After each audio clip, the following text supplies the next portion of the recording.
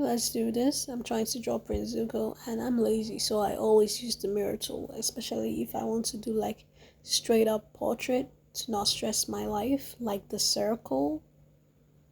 I don't know how people draw perfect circles. I can never be able to draw them. It just annoys me to a very great extent. So I'm just sketching out. This isn't my sketch layer, by the way. It's just my rough layer that will be below my sketch layer. It just makes everything easier for me, though. Yes, you have like multiple layers, but it's easier for me to like use that as a guide to make the face. Even no matter how much I do, I still always end up using the liquify tool to kind of modify the face shape. As you can see at the bottom, the chin is too absent, so I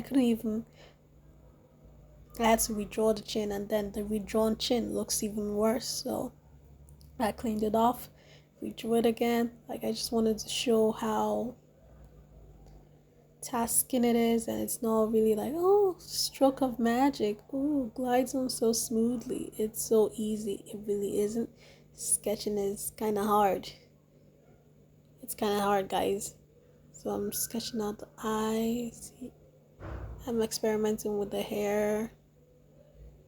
I like this flowy design, but I ended up not using the curly pattern for the hair, even though that was my initial intention. I just tried to make the hair look as nice as I could get it to be, even though I ended up not using it. I just wanted it to look nice on the sketch layer, so I can be like, okay, outline done. Yes. So in my outline layer, I made small modifications to the way the shirt frames his body. And then on another layer, I made his scars and used liquify to fix any other imperfection, and went on Google to look for what looks like my reference and got carried away. There's so many good fan art of him. Okay. Oh, go back, download. What am I doing? Using the selection tool, I just select his color on the reference to make sure it's as accurate as possible. It never really ends up being accurate, but I want to try, Now I'm making the lips that gave me more of a headache than I thought it would. Like, I kept thinking, why? It's just lips. I've drawn so many lips, bro. Like, why am I having issues with this one? So I filled in the rest of, well, the portrait, including the shirt and the white of the eyes, which is like a really pale cream color, and then the eyeball, then the hair. I used the brush called Hair on Ibis Paint. You do have to watch an ad for it, but that's what I used to like make hair these days. Is it the best? Probably not, but hey, I draw on my tablet. It's the best I could do. Cut me some slack. I have a brush called Eyebrow, but I still use the hairbrush for the eyebrow. Now, I couldn't tell you the reason why. It's just meh. If you can hear like voices or like screaming in the background, it's because I'm in my college dorm. And in my dorm, it's divided into two for like boys and girls. And I think there's a football match, so the boys are screaming for reasons best known to them. So I use the but anyways, I am using solid colors to add darker values to the face and like the neck. The reason is that if you realize that your drawings look really flat, it's because there is no contrast between that darker value and the lighter value. That contrast kind of gives a 3D effect. According to the YouTube videos I watch, they say that you're not supposed to you're supposed to let the darker values have like the sharp edge to them. But I don't know. It makes them look bony. They make it look so good, but I can't make it look as good. He just looks bony. And this is a misdirection. I'm not going back to work on the eye. I tried to and I realized, nope, I hate the eyes. I can't do this. Nope. Move away. Go to the lips. And the lips are a torment because anything I do to them, this is why you shouldn't draw girls all the time, because everything I do just makes it look like he's a Bratz doll. And his eyes aren't helping either, because it looks like he had a facelift and injectable lip fillers.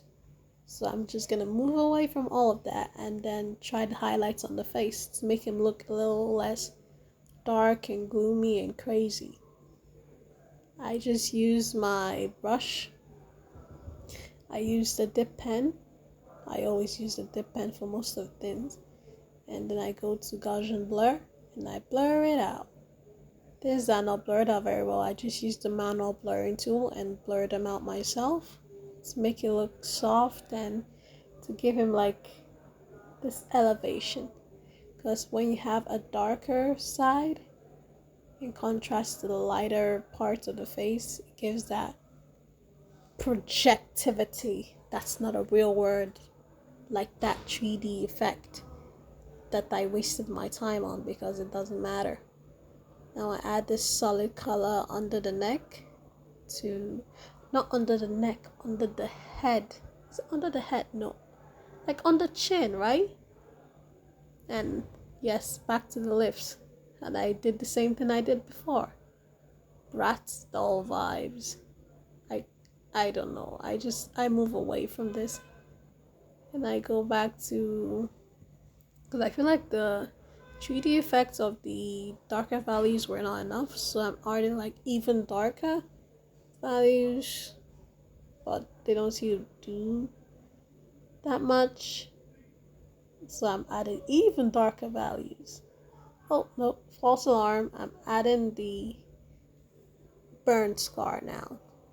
Jeez, I'm a mess. Sorry I couldn't take this in a step-by-step manner. It's because I am really disorganized, so please accept my apologies.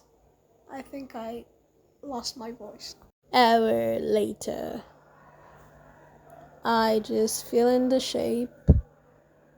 I'm not going to do anything per se. I just want to get that shape out of my head and know, okay, I have this. It looks not so good, but I have it. Something that bothered me was the edges. I think even though like it's like zigzag and half a zag, it looks too clean cut. So I tried to use the liquify tool to modify that. In the end, I just had to try to move it up a bit so it doesn't look as symmetrical. And then I used the blur tool to blur out the edges because they were looking too crisp. I recorded this and I forgot to save it and it went lost in mail. Basically, if you think it still looks a bit flat and you want it to look more in your face, more 3D, all you have to do is add more highlights, like more lighter values versus your dark value. I'm drawing with pencil graphite now, by the way. That's what I use. I'm not going to do too complicated stuff. I'm just going to add a darker value on top to give it sort of like, oh, there is a shadow. And I used the lighter color in the center and I went and I selected add to make it like this really nice orangey hue. Really helps his eyes pop. I mean, I could do more to the eyes, like, but I'm not going to. I think this is an okay level of detail for this drawing, so I'm just gonna move on. Okay, so I'm just blocking the background, nothing too fancy, just make shapes, blur it out, make another shape, blur it out, boom, bada bing, bada boom, it looks like a curtain. Then there's this thing, I don't know what it means, but whenever I make a fabric that I want to have like an interesting structure, interesting texture or pattern, I just go to the brushes and select more. There's more one and more two. So doesn't matter, just choose one and then use it to make strokes all over the curtain. And it looks nice. Honestly, I should give a better explanation for the hair, but I didn't even understand myself. I was just okay, let's see. Make we made the darker colors.